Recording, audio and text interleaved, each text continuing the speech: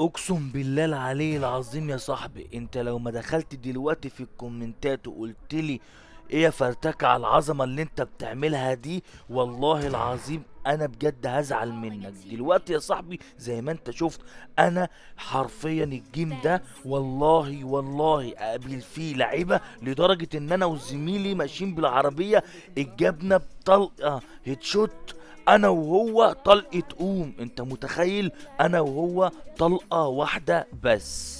وعايز تضيف من عندك بقى ان فرتكة اتهان في الجيم ده؟ انا اتهنت في الجيم ده.